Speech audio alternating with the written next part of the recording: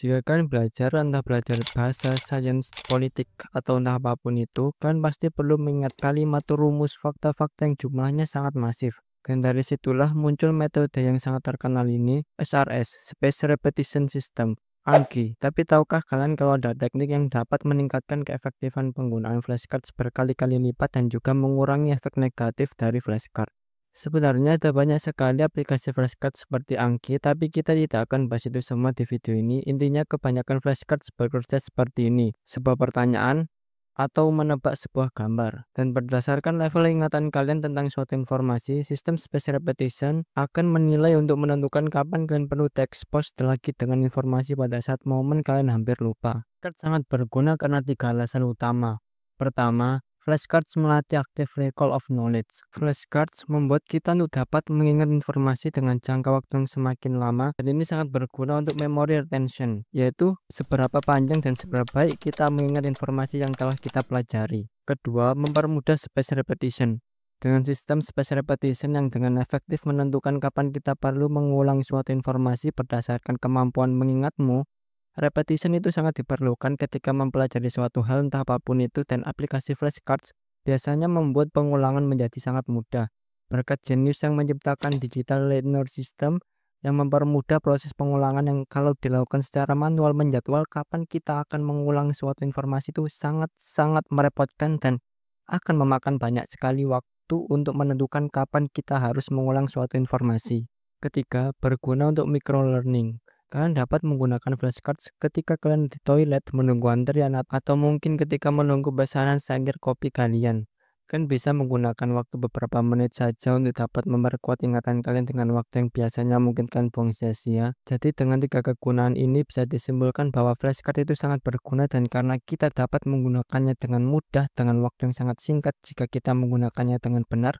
Jadi itulah kenapa flashcard sangatlah populer. Tetapi meskipun Anki sangat berguna, Anki tetap memiliki kekurangan yang bisa mengakibatkan penggunaannya jadi buruk bahkan mengerikan. So, apa kekurangannya flashcards? Flashcards biasanya hanya didesain dalam rasio 1:1. Contohnya dalam satu kartu kalian hanya dapat menggunakan untuk satu konsep saja. Meskipun kalian dapat menggabungkan beberapa konsep mungkin 4 atau 5, tapi bagaimana jika kalian sebagai contoh kalian menggabungkan 4 konsep tetapi kalian hanya dapat menebak 3 saja?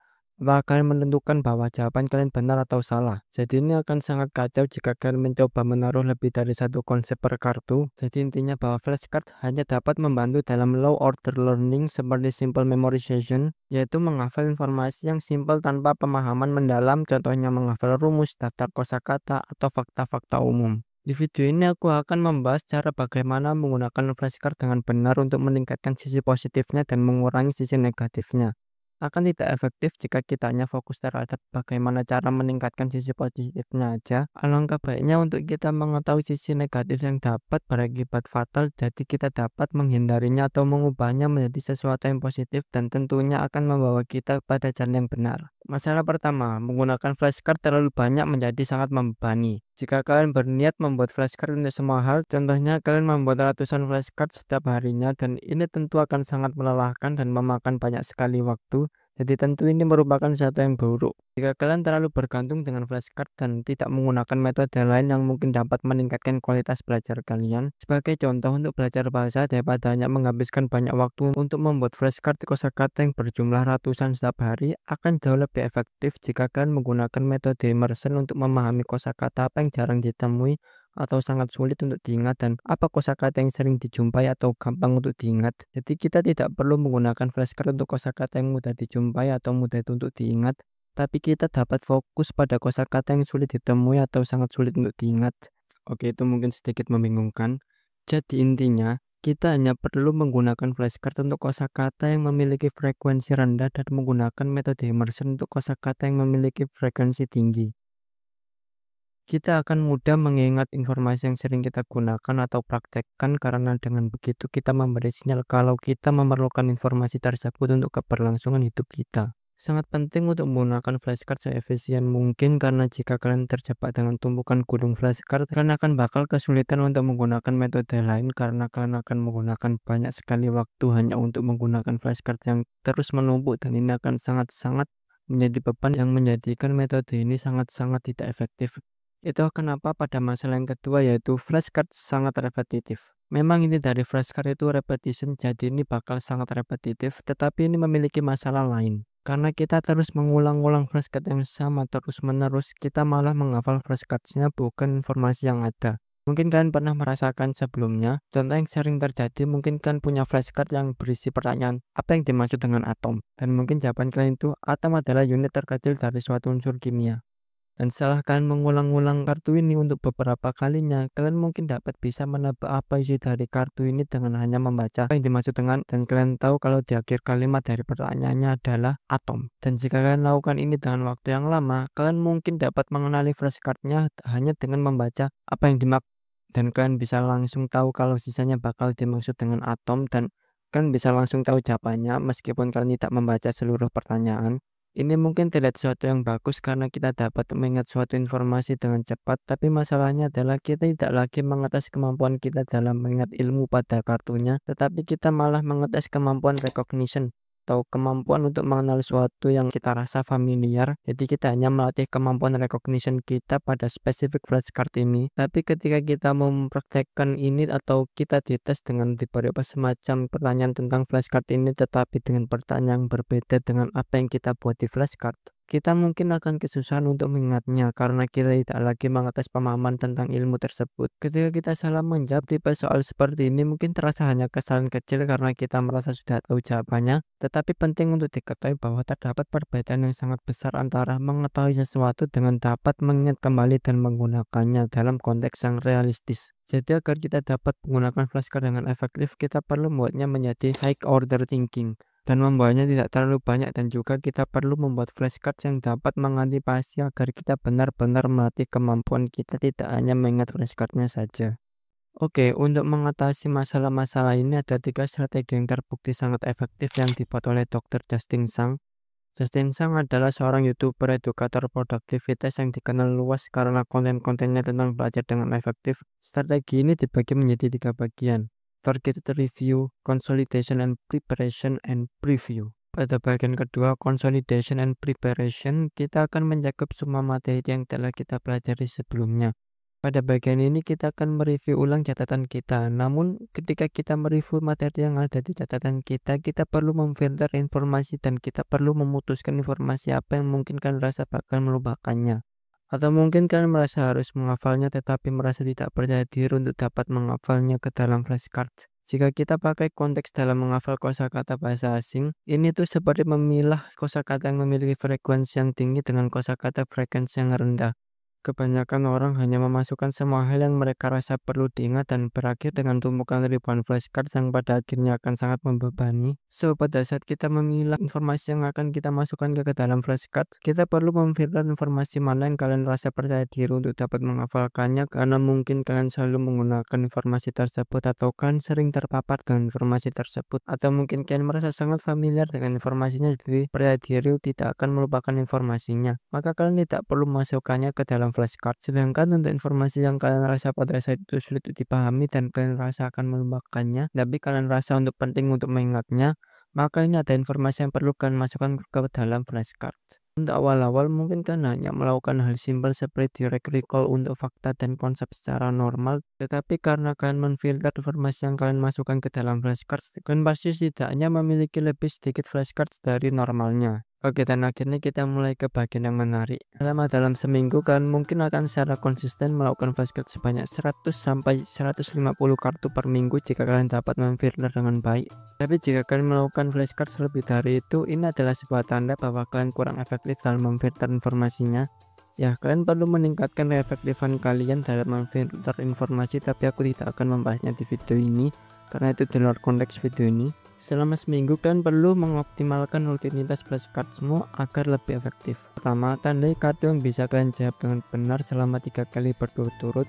Kebanyakan aplikasi flashcards memiliki sebuah fitur untuk menandai kartu, seperti halnya dalam Anki terdapat flags yang dapat memberikan tanda pada sebuah kartu sebagai semacam catatan yang kita gunakan untuk menandai kartu yang dapat kita jawab dengan benar selama 3 kali berturut-turut.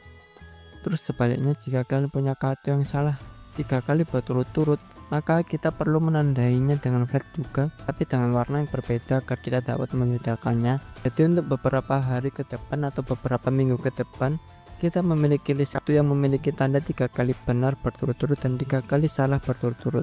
Dan begitu kita bisa melakukan strategi selanjutnya, yaitu targeted review. Mulai dengan flashcard yang kalian tandai 3 kali salah berturut-turut. Biasanya yang paling umum dilakukan orang ketika mereka mendapatkan kartu yang terkadang mereka bisa menjawab dengan salah dan kadang mereka bisa menjawabnya dengan benar. Mereka pikir ketika mereka menjawab dengan salah itu hanya kesalahan kecil, jadi hanya perlu mengulang-ulang saja, yang pada akhirnya pola yang sama terulang kembali. Kebanyakan orang tidak sadar bahwa apa yang mereka lakukan itu hanya buang-buang waktu saja, karena alasan kenapa mereka melupakan informasi itu adalah tanda bahwa otak mereka menganggap informasinya itu tidak relevan untuk keberlangsungan hidup. Jadi percuma saja jika memaksa mengulang-ulang informasi. Jika tak menganggap informasi tidak diperlukan, maka informasinya hanya akan terlupakan.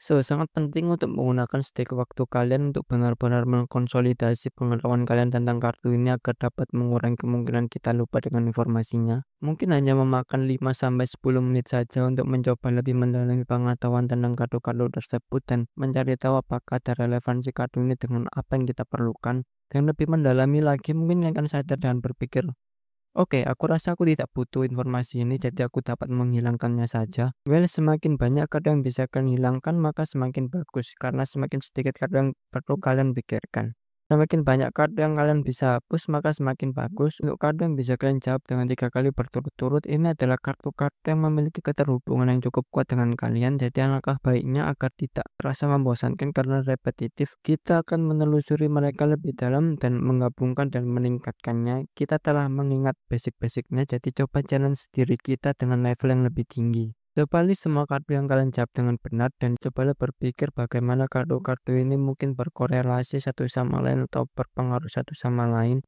Jika kalian menemukan koneksi dari beberapa kartu, maka kita akan menggabungkan mereka untuk membuat high order questions. Contohnya, jika kalian memiliki 2 kartu yang benar dan salah satu dari mereka menanyakan kenapa jumlah proton dalam inti atom menentukan identitas suatu unsur. Dan yang satunya menanyakan mengapa elektronegativity meningkat dari kiri ke kanan dalam satu periode pada tabel periodik. Kemudian kalian dapat menggabungkan mereka dan membuat sebuah pertanyaan seperti bagaimana jumlah proton dalam inti atom mempengaruhi elektronegativity suatu unsur. Jadi kedua kartu ini sebenarnya mengetes basic yang sama dengan originalnya, tetapi sekarang mereka juga mengetes relasi dari satu sama lain. Terdapat beberapa benefits dari melakukan ini. 1.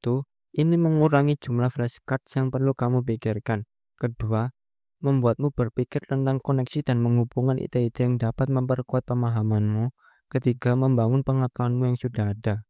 Yang kumaksud dari semua ini adalah ketika kalian memiliki semacam mega flashcard yang berupa kombinasi dari beberapa hal, kalian sudah tahu kalau kalian sudah menguasai fundamental dari konsepnya. Jadi ketika kalian mengetes diri kalian, tidak mungkin kalian akan selalu mendapatkan 80% benar dan hanya 20% secara konsisten salah.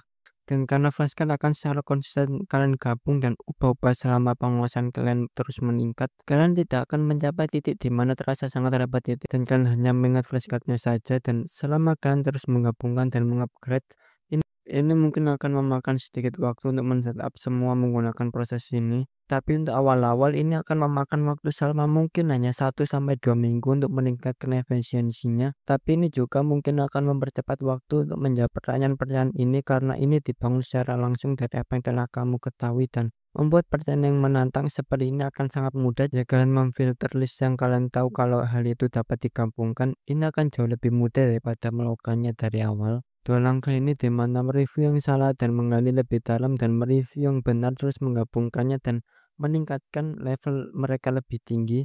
Ini adalah bagian pertama dari target review, dan pada bagian kedua kita memfilter mencari referensi dan materi-materi yang baru kita pelajari. Kemudian tentu kita akan membuat lebih banyak flashcard lagi untuk di kemudian hari. Dan pada bagian ketiga, preview. Review adalah mengcover atau mengulas materi yang memang belum kalian pelajari. Tujuannya adalah untuk mendapatkan gambaran umum tentang isi materi sebelum mempelajarinya lebih dalam. Langkah ini membantu pemahaman dari pengetahuan yang sudah ada untuk mempersiapkan otak untuk menerima informasi yang baru. Review akan sangat berguna karena akan membantumu agar tidak terbebani dengan banyaknya informasi yang akan kalian pelajari, karena akan jauh lebih mudah menerima informasi baru jika kita familiar dengan informasi itu. Karena kita memiliki gambaran informasi apa yang memang perlu untuk diingat, kita bisa fokus dengan bagaimana kita harus memperlakukan informasi tersebut. Jadi dengan mengikuti strategi ini, flashcard sekalian akan jadi lebih menantang tapi dalam bentuk yang bagus, karena kita lebih terlibat langsung dan ini lebih menyenangkan, dan ini dapat membuat pengetahuan kalian lebih komprehensif.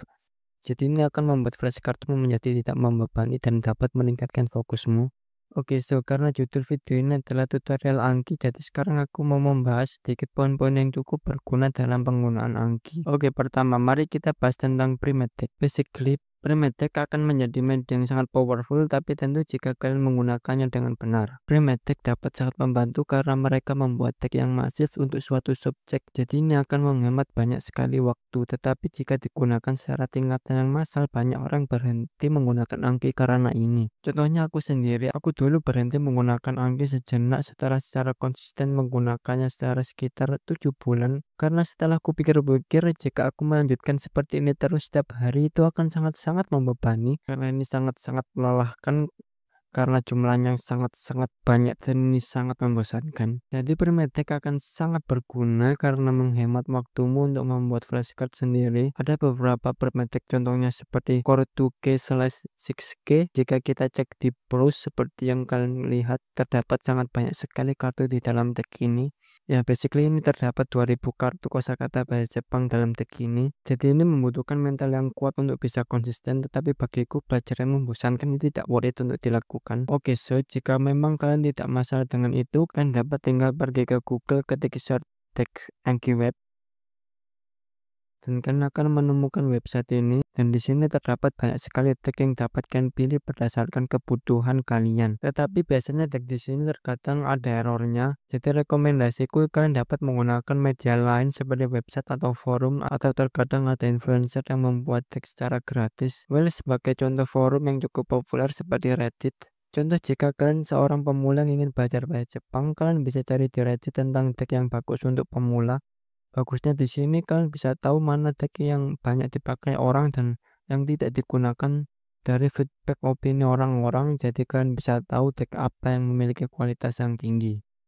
Oke, jika kalian memang malas membuat tag sendiri dan berniat untuk menggunakan Primitive, memang benar Primitive sangat-sangat berguna karena menghemat banyak waktu jika kalian menggunakannya dengan benar. Tapi akan sangat buruk misal kalian memutuskan memakai tag untuk belajar Gmail dan kalian berpikir, oke, karena ini adalah tag yang banyak orang pakai dan terbukti membantu, jadi jika aku menghafalkan semua ini akan menyelesaikan masalahku. Dan kalian secara random mengimport semua kartu. Setelah itu, oke, hari ini aku akan mempelajari 10 elemen di tabel periodik dengan hanya melihat kartu-kartu itu untuk belajar kimia. Dan ini adalah cara yang sangat buruk karena satu, kalian tidak tahu konteks di mana, bagaimana, kenapa kartu itu dibuat. Jadi ini seperti kalian pinjam buku catatan teman kalian dan merasa sudah belajar dengan hanya melihat buku catatan teman kalian.